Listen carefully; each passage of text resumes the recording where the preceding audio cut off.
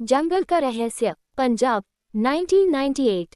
एक शहर जहां आधुनिकता का दौर शुरू हो रहा था, लेकिन पुराने खौफ और मान्यताओं का भी प्रभाव था। इसी गांव में 3 दोस्त एक साथ रहते थे। उनके नाम थे अमन, रिया और जॉन। हर एक का अपना संस्कार और पृष्ठभूमि था। अमन एक सिख था, रिया हिंदू और जॉन ईसाई। ये 3 दोस्त एक ही स्कूल में पढ़ते थे और एक दूसरे के सबसे अच्छे दोस्त थे। उनके बीच की दोस्ती इतनी गहरी थी कि कोई भी उनकी बॉन्डिंग को तोड़ नहीं सकता था। वे हमेशा एक साथ समय बिताते थे, खेलते थे, पढ़ते थे और एक दूसरे का साथ देते थे। एक दिन दोस्तों ने गांव के पास के जंगल में जाने का फैसला किया। वे उत्साहित थे और सोच रहे थे कि उन्हें वहां क्या क्या मिलेगा। जब वे जंगल में पहुंचे तो उन्हें वहां एक अजीब सा माहौल लगा। अंधेरा, सन्नाटा और एक अजीब सी ठंडक। दोस्तों ने जंगल में घूमना शुरू किया, लेकिन कुछ ही समय बाद उन्हें पता चला कि वे खो गए हैं। उन्हें रास्ता नहीं मिल रहा था और उन्हें डर लगने लगा। जल्द ही उन्हें अजीब अजीब चीजें होने लगीं। उन्हें अजीब सी आवाजें सुनाई देने लगीं, पेड़ों की शाखाएं हिलने लगीं और उन्हें ऐसा लगा जैसे कोई उन्हें देख रहा है।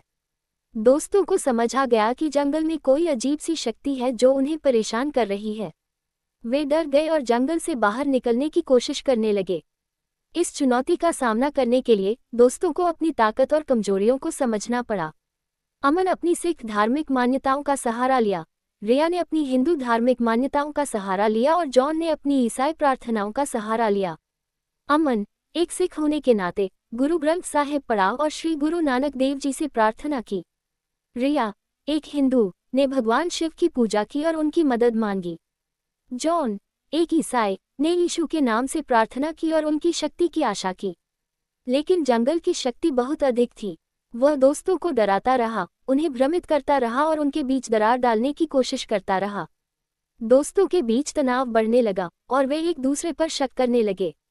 एक रात जब दोस्तों ने सोने का फैसला किया तो उन्हें अजीब अजीब सपने आने लगे।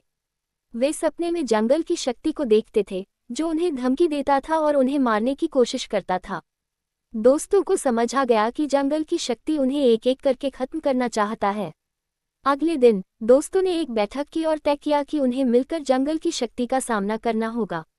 वे एक साथ खड़े हुए और जंगल की शक्ति को चुनौती दी। वे जंगल की शक्ति को बताना चाहते थे कि वे उसके डर से नहीं भागेंगे और वे उसे हरा देंगे। जंगल की शक्ति ने दोस्तों को सुनकर हंसने लगा। उसने कहा, तुम मुझे कैसे हरा पाओगे? मैं जंगल का स्वामी हूँ, मैं अजेय हूँ। दोस्तों ने जवाब दिया, हम एक साथ हैं। हमारी दोस्ती जंगल की शक्ति से भी मजबूत है। हम तुम्हें हरा देंगे, चाहे कुछ भी हो जाए। जंगल की शक्ति ने फिर से हंसते हुए कहा, ठीक है, तो चलो देखते हैं। उस दिन से दोस्तों ने जंगल की शक्ति के साथ एक लंबी लड़ाई शुरू कर दी। वे जंगल की शक्ति का सामना करते रहे, उसकी चालें समझते रहे और उसकी शक्ति को कम करते रहे। अंत में दोस्तों ने जंगल की शक्ति को हरा दिया। वे जंगल से बाहर निकलने में सफल रहे और जंगल की शक्ति का खात्मा कर दिया। लेकिन इस लड़ाई में दोस्तों ने बहुत कुछ खो दिया था। वे अब पहले जैसे नहीं थे। वे डर और संदेह से घिरे थे, लेकिन दोस्तों ने एक दूसरे का साथ दिया। उन्होंने एक दूसरे को समझाया और एक दूसरे को ताकत दी। वे एक साथ आगे बढ़ने का फैसला किया और वे जानते थे कि वे अब कभी भी अकेले नहीं होंगे। जंगल का रहस्य खत्म हो गया था, लेकिन उसके प्रभाव दोस्तों के मन में हमेशा रहेंगे। वे अब कभी भी जंगल में नहीं जाएंगे और वे हमेशा जंगल की शक्ति से सावधान रहेंगे। अगर मेरी ये कहानी आपको पसंद आई हो तो चैनल को सब्सक्राइब, कमेंट एंड शेयर जरूर करें।